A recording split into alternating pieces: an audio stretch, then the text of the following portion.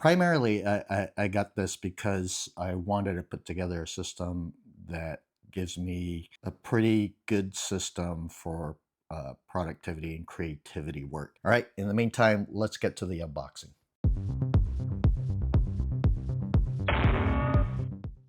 I'm not sure if you guys like the unboxing stuff, but if you guys would prefer future videos not to show unboxing of certain things, go ahead and let me know. All right, so let's start with the motherboard. Motherboard I got from Newegg, and it is a Gigabyte model. Some questionable reviews going on with it, but I feel like after reading some of the reviews that it might have been more user error than anything.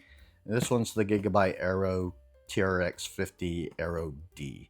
And I picked this up for about 670 bucks. One of the things that you want to pay attention to is that TRX 50, which indicates that it is for the 7000 and 9000 series Threadripper. It does only take RDIMM memory, not UDIMM memory. So in other words, registered DIMMs. And so you want to pay attention to that if you're gonna do something like this. These motherboards don't take UDIMMs that I'm aware of. There might be some that do, but this one doesn't. Here is the motherboard.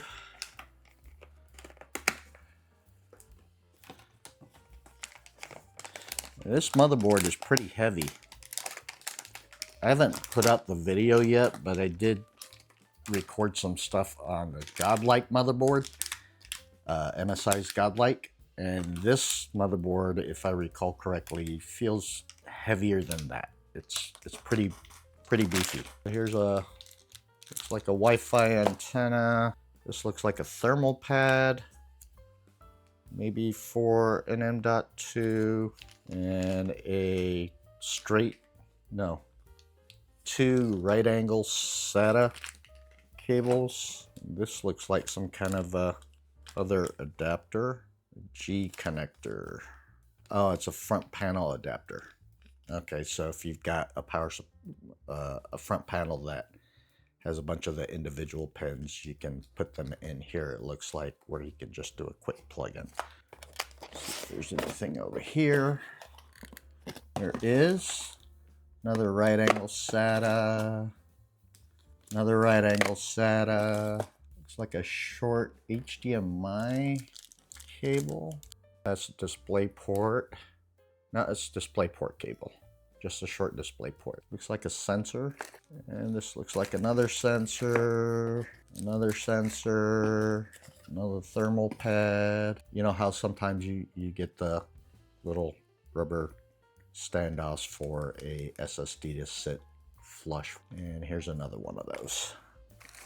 All right. Oh, this thing is beefy. All right, so you see how it says, I'm not sure if the camera's going to pick it up, but it says 1, 2, 3, and that's to close. To open, I go 3, 2, 1. And so for me to open this, to make that slot available to slide the Threadripper in, I want to, in order to open this, I need to loosen 3, 2, 1. And then when I put it in and slot it in, then for me to tighten it down, I need to go 1, 2, 3. Okay, so that's what that is. I'm a little worried about this heightened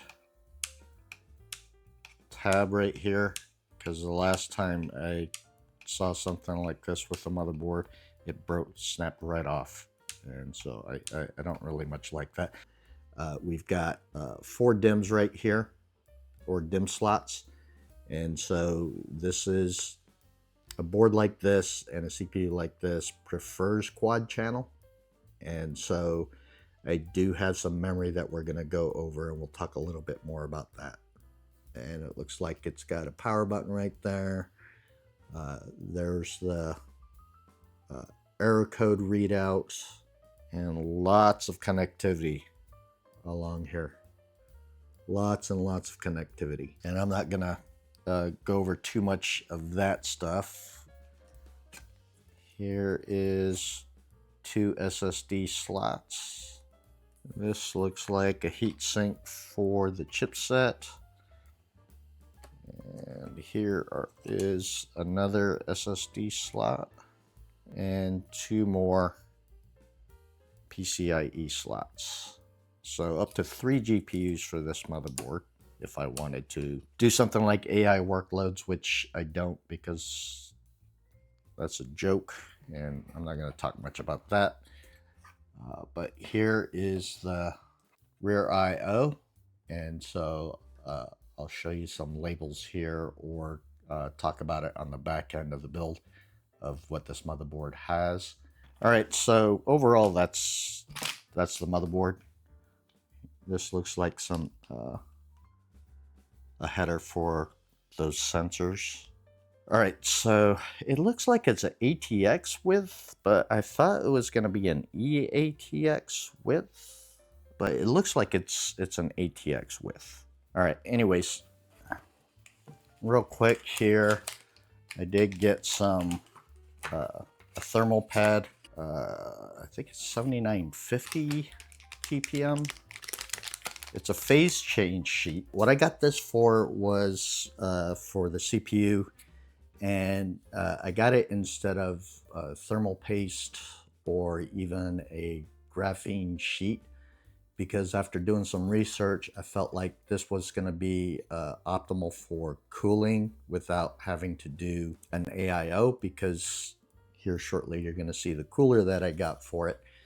I might go with an AIO sooner or later, but the AIOs that I found, one was from, I think it was Silverstone, and that AIO was, I believe, over $400. The other AIO, I believe, was from Enermax, and that was for about $250. And that one had a cover on it with a digital readout. I'm not sure if it was LCD or just a straight digital readout for like temperatures and things like that. And so depending on what I decide in the future, I might switch over to that AIO, probably the Enermax and not the Silverstone, because they both have pretty good reviews on it. But the cooler I got is an air cooler, and I got that because I wanted to try to keep my costs down, because I knew that I was going to have to put a large amount of my cost into not just the CPU but the RAM. If the cooling isn't satisfactory after the build, then I might take a look at that AIO. It might look like I'm positioning these boxes upside down. That's because I've got my personal information on the labels on the top sides, and so as I'm opening this stuff here, I'd rather you guys not see that stuff. So this, I believe, is one of the kits of RAM. I got 2 kits of RAM. Technically, I got 3 kits of RAM. There's another kit of RAM that I've got on pre-order that's supposed to release in August, and coming from Germany, because it was the most cost-effective kit I could find. But in the meantime, I didn't want to have to wait, so I got another kit off of Amazon, and that seemed to satisfy me. But then I started thinking, because it was a 2-stick kit, then I started thinking, well, maybe I want quad channel to maximize performance and for testing. And so I found another kit on eBay. And so here is 2 16 gig sticks from NVTech called Nemix RAM, or NTech, NVTech, NTech, I can't remember. But yeah, these are DDR5 2x16 kit at 4,800 mega transfers a second. And I picked these up for, I want to say it was $870 before tax, maybe a little bit more, maybe a little bit less. But yeah, so that's this kit. Considering I've got a 4-stick kit here and a 2-stick kit here, and then I got the other kit that is also a 4-stick kit. Well, that kit is 5,600 megatransfers a second, I think it was, or maybe it was 52. Obviously, it's overboard for a motherboard that has only 4 DIMM slots. But my plan is this, is I'm gonna retain these kits and wait for that last kit, because that last kit, I believe, like I said, is 5,600 megatransfers, whereas this is 4,800 and that's 4,800. And it's more cost effective, that other 4-stick kit. And so if those come in and that listing happened to be true, then my plan is to keep that kit, and then I can sell off these kits at hopefully enough of a profit where it offsets my overall cost of this build. So that's the plan. That's the reason why I've got too much RAM. I love it when people on eBay package things well. These are Nemix kits. Well, that's interesting. I wonder if the previous person got this kit similarly to this. But see, this 64 gig kit, in other words, 4 by 16 gigabyte sticks, costs about the same as what I bought this kit for from Amazon. Supposedly these are used, but they look like they're in great shape. But yeah, I ended up paying half the price.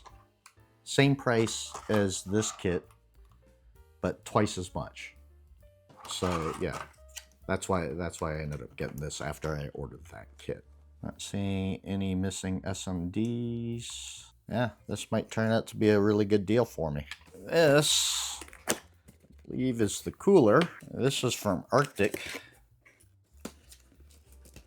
It's a pretty beefy looking thing. It's 2-fan air cooler made specifically for the 7000 and 9000 series.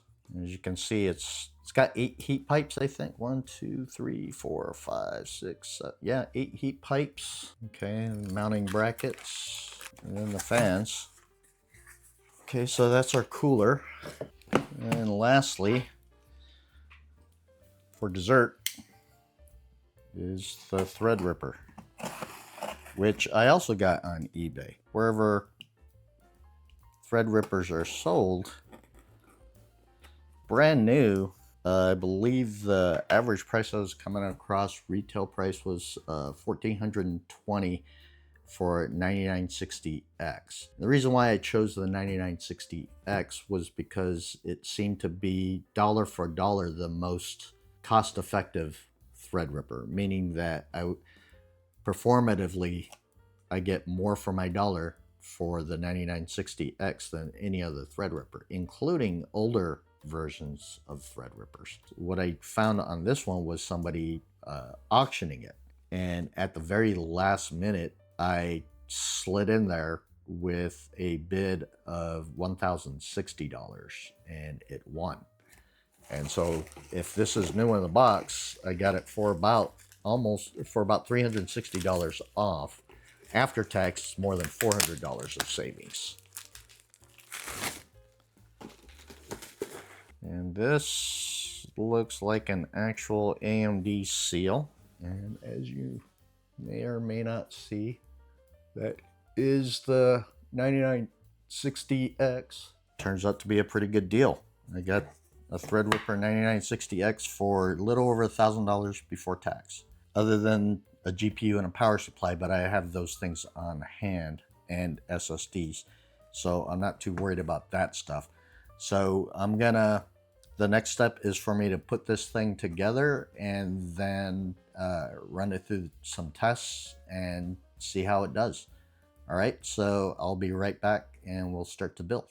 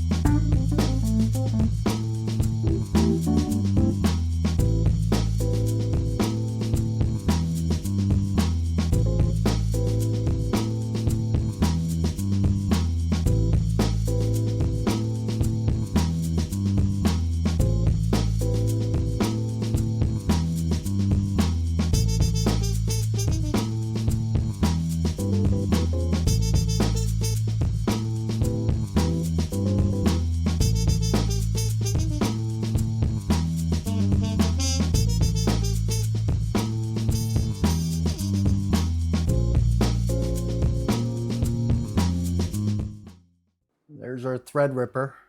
Temperature at idles 31C, which is well within what to expect. There's all of our RAM, so that's good signs. There's the hard drive. All right, I think we're good. Don't need Expo or XMP on because 4800 is about as low as you can go, and that's what its speed is. So we're good there. Don't really need fast boot. That was version FA2, so I'm probably going to want to update that. Let's go to fan curve. I'm going to keep the fan curve this way. It's fairly aggressive, but I kind of want it aggressive right now. Let's go into the windows. All right, so looks like everything is the way it's supposed to be. Let's go into Task Manager. There's the Threadripper 9960. GPU's not showing up because this is the 9060 XT, so I just got to install the drivers for that. So what I'm going to do is I'm going to install all the drivers, update the BIOS, and do all that, and then I'm going to do a bunch of benchmarking, and then I'll be back with my results and my thoughts on it. Let's talk about the results of running both games and productivity stuff. So for games, the first game I tested was Cyberpunk 2077. At 4K, we ended up with an average of 115.2 FPS with 1% lows at 81.3. The GPU utilization was an average of about 97%, and that's going to be pertinent here when we talk about other resolutions. At 1440p, we got 142.5 average FPS with 1% lows at 89.8. The GPU utilization averaged about 70% at this point. At 1080p, we actually did worse than 1440p at 140.3 average FPS with 1% lows at 87.2. And part of it is because the GPU utilization averaged about 37%. The CPU top temperature came in at 67C with the top power draw of 215.2 watts. The GPU top temperature came in at 66.1C with the top VRAM temperature at 72C, and the top power draw came in at 575.1 watts. Black Myth Wukong at cinematic settings, we did for 4K 118.1 average FPS with 1% lows at 86.8. At 1440p, we did 128.4 average FPS with 1% lows at 95.3. And the average GPU utilization for that was 82%. At 1080p, we did 137.7 average FPS with 1% lows at 100.8, and the average GPU utilization for that was at 80%. Top CPU temperature for that run came in at 79.8C, and the top power draw for that came in at 216.1 watts. And the top GPU temperature came in at 59.9C with the top VRAM temperature at 66C and the top power draw at 476.7 watts. Then we did Monster Hunter Wilds, and at 4K we did 86.7 average FPS, 1% lows at 52.8. At 1440p, we did 95.4 average FPS with 1% lows at 54.3. Average GPU utilization for that was 73%.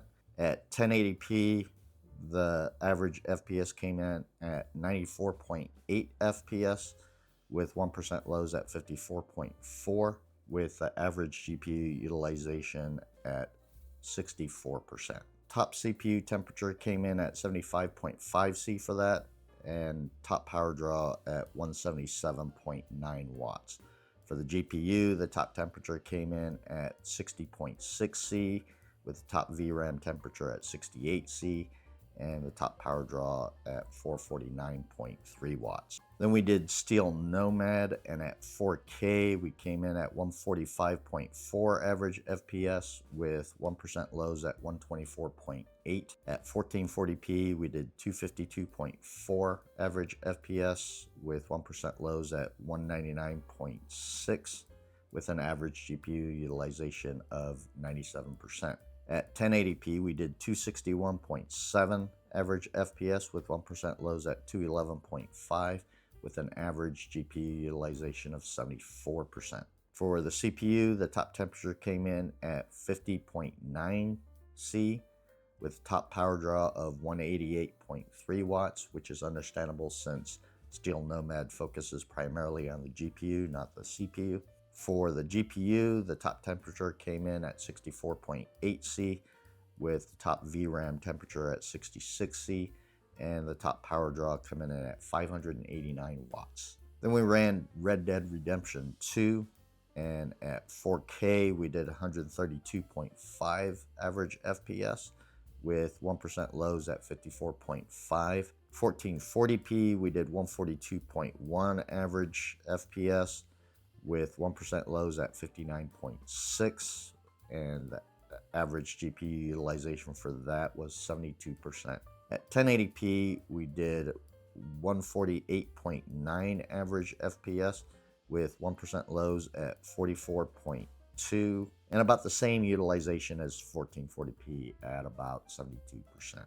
For the CPU, the top temperature came in at 75.4 C with a top power draw of 142 watts.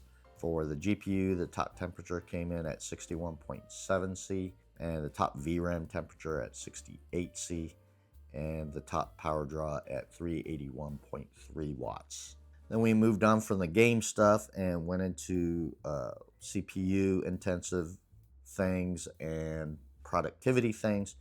And so the first benchmark I ran was Cinebench R23, and the and the multi-core came in at 63,209.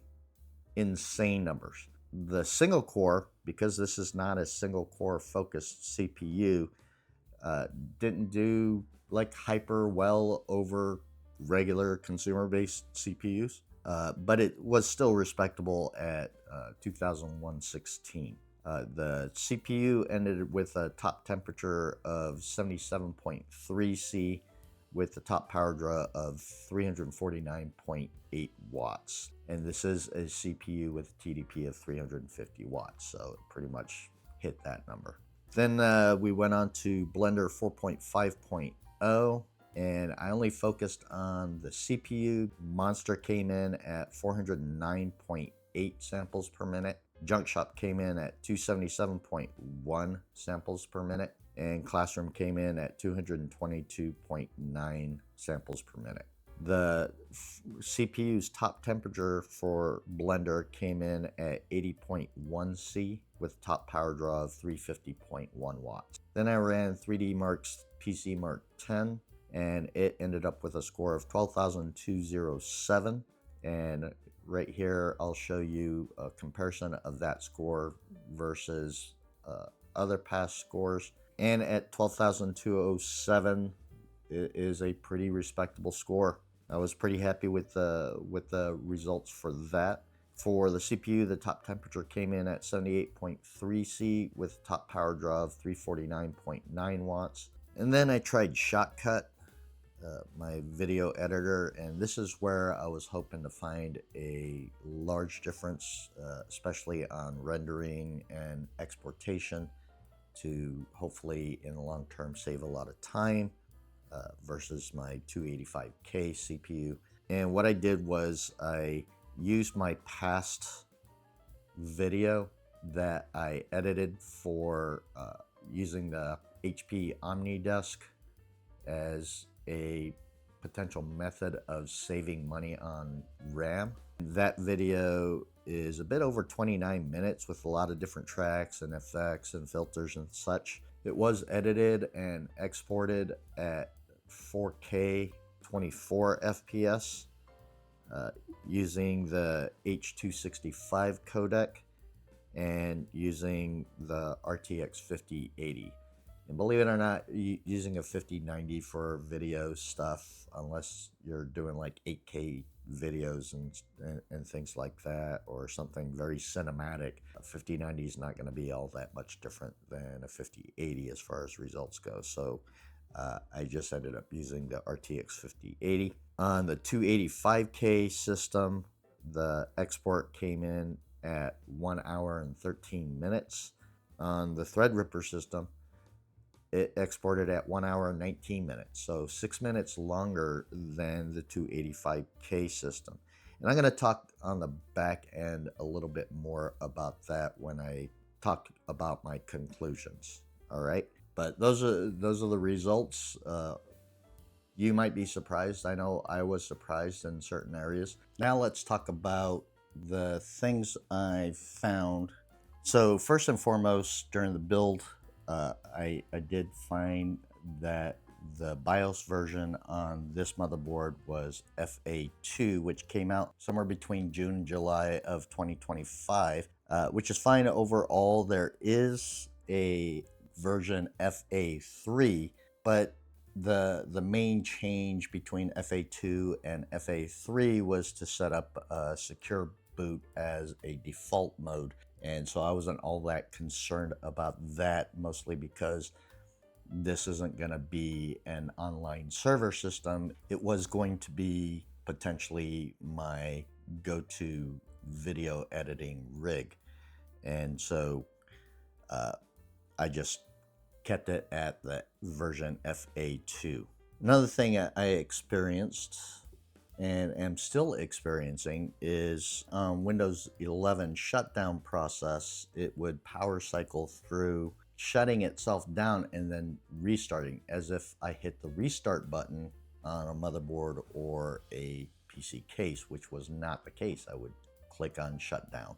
I thought I found a fix where there was a recommendation if you disable the wake on LAN in the BIOS, and in the control panel under hardware and sound, if you select change what the power buttons do, and then you click change settings that are currently unavailable, and then you turn off the fast startup mode, then it would supposedly go through a normal shutdown process. And it did the first time I made those changes. And I thought that that had fixed it, but over time of further testing, I would still experience off and on, fairly often, the power cycling occurring again. And so I'm not sure. It might be because it's meant as a server system and it's supposed to restart itself automatically. I don't know. Maybe there's another setting in there that I've got to research to figure out how I can shut it down consistently without having to worry about it cycling all the way through a startup process as if it's in a restart mode. I don't know. I'll have to take a look at that. If I find anything by the time this video comes out, I'll pin a comment down in the comment section. On the game side of things, I decided to do a 5-game average and compare it to past tests. And so the 5-game average for the Threadripper 9960X using a 5090 at 4K came in at 119.6 average FPS, and at 1440p it came in at 152.2 average FPS, and at 1080p it came in at 156.7. And so the 5-game average performance for this rig at 4K fell between the RTX 4090 and the RTX 5090 performance using the 9800 X3D. So technically second place, right? At 1440p, similar thing. It fell between the average 4090 and the average 5090 performance using the 9800 X3D. At 1080p, its overall performance fell between the RTX 4080 Super and the RTX 5080 using the 9800 X3D. So not a bad result, considering that this is not a CPU nor a build that's built for gaming. right? Now, of course, if I downgrade that GPU and see how it compares, like for instance, if I used a 5070 Ti or a 9070 XT along with the CPU, how would that compare versus a rig that's got a 9800 X3D or 9950 X3D? You know, as the GPU scales down, does that negatively impact the performance, and where it falls between, I don't know. And honestly, I'm not all that enthused to test something like that out. If you guys want to see results like that, just write down in the comments, and if I get enough people asking about that, then I'll certainly consider running those tests. But as of now, it's a top tier performer in games. From a productivity standpoint, according to the benchmarks, it's a pretty much of a beast of a PC, except for where it counted for me, which was the video export, which took 6 minutes longer than the 285K. And so I did some research into that to figure out why it was doing that. And so one of the things that the 285K and I think the 265K as well has going for it is what's called Intel QuickSync. And what that does is it helps to expedite the process of things like video exportation and rendering. And so the CPU takes on some workloads that will make it more efficient at a high level, actually. And so the 285K, as I've said before, from a productivity standpoint, is a pretty impressive CPU. But I was pretty disappointed considering how much I spent putting this thing together, right? I did more testing, right? And that's why I was talking about the power cycling thing, where I was doing more testing. And I was consistently getting better results from the 285K, which was really, really frustrating. I tried different levels of edited videos. I tried different settings, different codecs, and things like that. And the 285K was just beating this Threadripper left and right. And so then I started thinking to myself, okay, so am I gonna have to take this thing apart, sell off the parts, and forget about Threadripper systems? The research I had done before I got these parts indicated that I was gonna have a decent amount of uplift, up to about like 15%, maybe even more, depending on the productivity workload.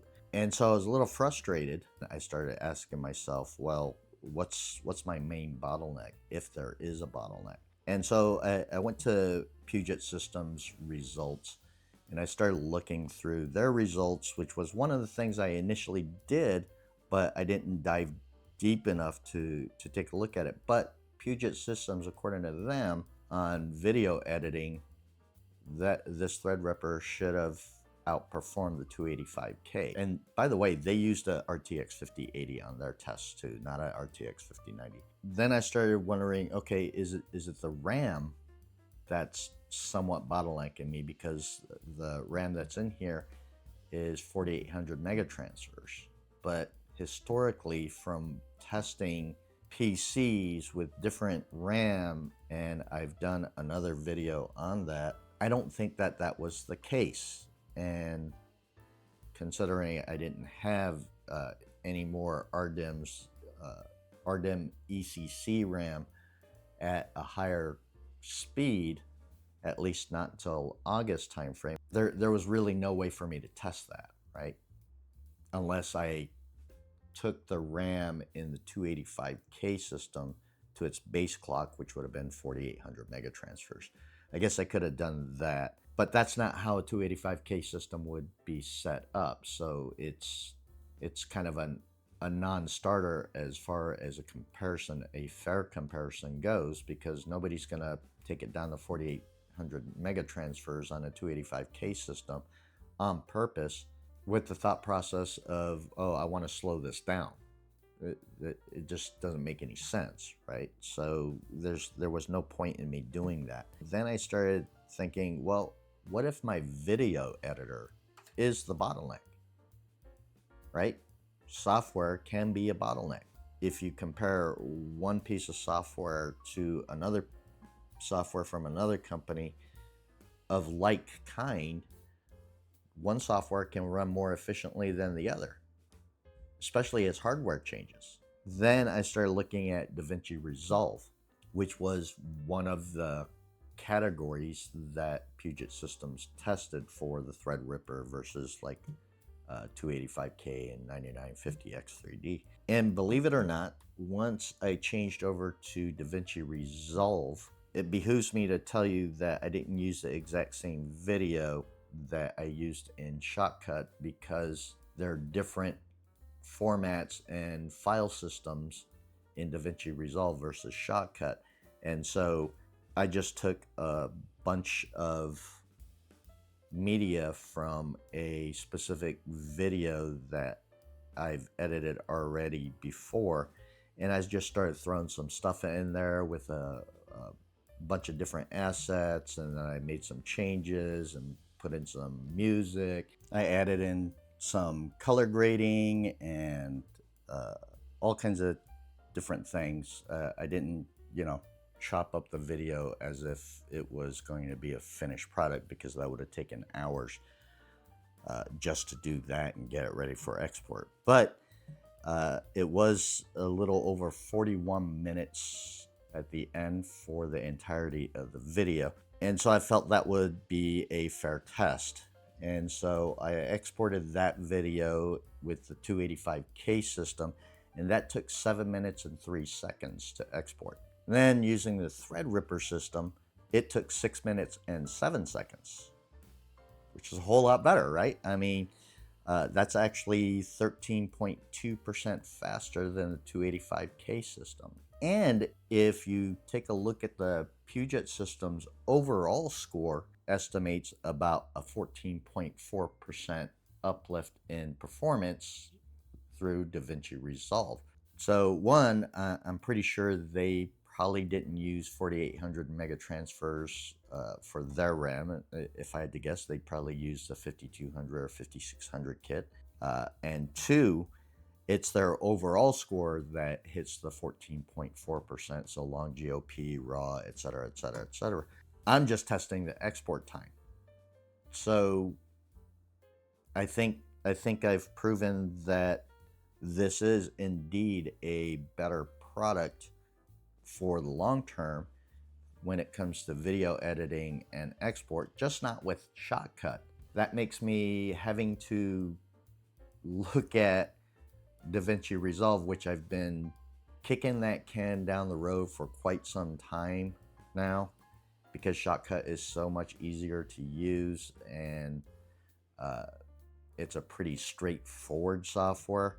And so I've been avoiding using DaVinci Resolve for quite some time.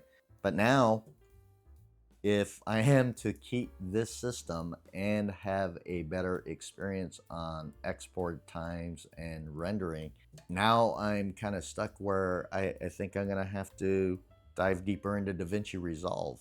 But in the meantime, I'm excited that I didn't make a huge mistake, right? My expected increase in performance did come true. It just took me a while to get there. It took hours and hours and hours of testing and retesting and reconfiguring to get to that point. But I think it was time well spent to help me to understand how this system works better, and to come to the conclusion that sometimes it's the software, not the hardware, that creates your bottleneck. Around $2,500 is what I ended up spending to put this together. I already had the power supply, GPU, and SSD, so I didn't need any of that. So about roughly $2,500 for the motherboard, the CPU, the 64 gig kit of 4 sticks of RAM, and the CPU cooler. $2,500 is acceptable. I thought I was going to end up spending like $4,000 or more just for the components, because remember, the CPU was about $1,400. I was finding listings for about like $1,200 to $1,300 for 64 gig kit RAM. And I think it's gone up even since then. And the motherboard was going to be about $650 unless I pick a higher end motherboard like a WX90. That would have been about like another $1,000 to $1,500. And the CPU cooler was going to be an AIO at about like $300 or $400. And so I was kind of expecting to spend about $4,000 until I did some deeper searches and kept patience to figure out how I can make it more affordable. And I'm saying all this because I want it to be a lesson to you guys to hopefully understand that even today, in today's market, if you have the patience and you look hard and you look around, there's possibilities out there for you to put together systems where it's more cost effective. And for me, this build has value over time because, well, I do YouTube videos, and sometimes those export times can take a long time. And so if this saves me even 10 to 15% of my time, that adds up to a lot of time saved over the course of a year. So for me, the investment's worth it. For most people with their home rigs, and you're not doing a lot of video editing or exporting and things like that, you're just, you know, doing some smaller level or lower level productivity stuff and some primarily gaming stuff, this kind of system might not make sense for you. For me, it makes sense. So take that for what you will. Let me know down in the comments what you guys think a system like this, one, should go for, and two, what you yourself would use a Threadripper system for. Let me know down in the comments if you've got any questions or thoughts on this particular build, or if you got any questions about any other PC components or PCs, etc., etc. I'm always happy to interact with you guys. It's actually a lot of fun for me to interact with you guys. And thanks for joining me. And I hope to see you in the next one. I believe over 100, wow. MV Tech. I had it right. I love it when I remember stuff. When you get to my age, you're going to start realizing how important it is to be able to remember things. It would go start. Holy crap.